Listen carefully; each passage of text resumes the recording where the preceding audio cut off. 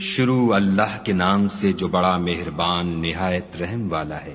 تارے کی قسم جب غائب ہونے لگے کہ تمہارے رفیق محمد صلی اللہ علیہ وآلہ وسلم نہ رستہ بھولے ہیں نہ بھٹکے ہیں اور نہ خواہش نفس سے منہ سے بات نکالتے ہیں۔ یہ قرآن تو حکم خدا ہے جو ان کی طرف بھیجا جاتا ہے۔ ان کو نہایت قوت والے نے سکھایا، یعنی جبرائیل طاقتور نے۔ پھر وہ پورے نظر آئے اور وہ آسمان کے اونچے کنارے میں تھے، پھر قریب ہوئے اور آگے بڑھے تو 2 کمان کے فاصلے پر یا اس سے بھی کم۔ پھر خدا نے اپنے بندے کی طرف جو بھیجا سو بھیجا۔ جو کچھ انہوں نے دیکھا ان کے دل نے اس کو جھوٹ نہ جانا۔ کیا جو کچھ وہ دیکھتے ہیں تم اس میں ان سے جھگڑتے ہو؟ اور انہوں نے اس کو ایک اور بار بھی دیکھا ہے، پرلی حد کی بیری کے پاس، اسی کے پاس رہنے کی بہشت ہے، جبکہ اس بیری پر چھا رہا تھا جو چھا رہا تھا۔ ان کی آنکھ نہ تو اور طرف مائل ہوئی اور نہ حد سے آگے بڑھی۔ انہوں نے اپنے پروردگار کی قدرت کی کتنی ہی بڑی بڑی نشانیاں دیکھیں۔ بھلا تم لوگوں نے لات اور عزا کو دیکھا اور تیسرے منات کو کہ یہ بت کہیں خدا ہو سکتے ہیں؟ مشرکو، کیا تمہارے لیے تو بیٹے اور خدا کے لیے بیٹیاں؟ یہ تقسیم تو بہت بے انصافی کی ہے۔ وہ تو صرف نام ہی نام ہیں جو تم نے اور تمہارے باپ دادا نے گھڑ لیے ہیں۔ خدا نے تو ان کی کوئی سند نازل نہیں کی۔ یہ لوگ محض ظن فاسد اور خواہشات نفس کے پیچھے چل رہے ہیں، حالانکہ ان کے پروردگار کی طرف سے ان کے پاس ہدایت آ چکی ہے۔ کیا جس چیز کی انسان آرزو کرتا ہے وہ اسے ضرور ملتی ہے؟ آخرت اور دنیا تو خدا ہی کے ہاتھ میں ہے۔ اور آسمانوں میں بہت سے فرشتے ہیں جن کی سفارش کچھ بھی فائدہ نہیں دیتی مگر اس وقت کہ خدا جس کے لیے چاہے اجازت بخشے اور سفارش پسند کرے۔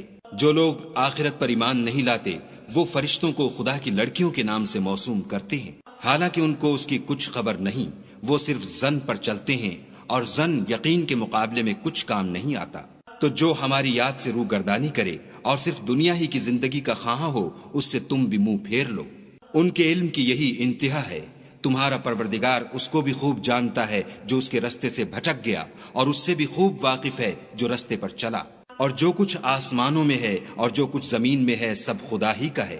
اور اس نے خلقت کو اس لیے پیدا کیا ہے کہ جن لوگوں نے برے کام کیے ان کو ان کے اعمال کا برا بدلہ دے، اور جنہوں نے نیکیاں کی ان کو نیک بدلہ دے۔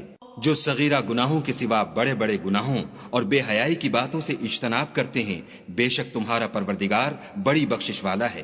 وہ تم کو خوب جانتا ہے۔ جب اس نے تم کو مٹی سے پیدا کیا اور جب تم اپنی ماؤں کے پیٹ میں بچے تھے تو اپنے آپ کو پاک صاف نہ جتاؤ۔ جو پرہیزگار ہے وہ اس سے خوب واقف ہے۔ بھلا تم نے اس شخص کو دیکھا جس نے منہ پھیر لیا اور تھوڑا سا دیا پھر ہاتھ روک لیا؟ کیا اس کے پاس غیب کا علم ہے کہ وہ اسے دیکھ رہا ہے؟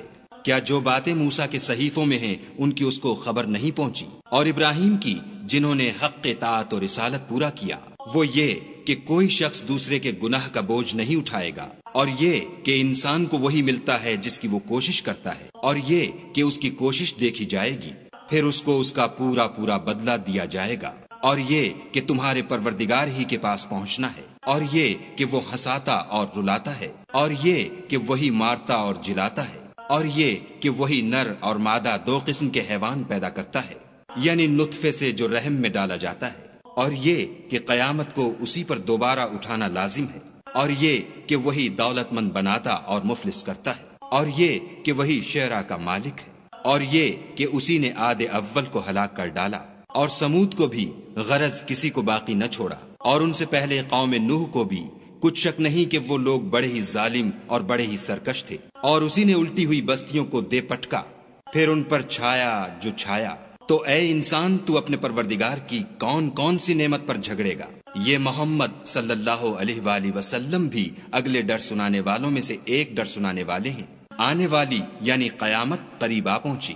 اس دن کی تکلیفوں کو خدا کے سوا کوئی دور نہیں کر سکے گا۔ اے منکرین خدا، کیا تم اس کلام سے تعجب کرتے ہو اور ہنستے ہو اور روتے نہیں، اور تم غفلت میں پڑ رہے ہو؟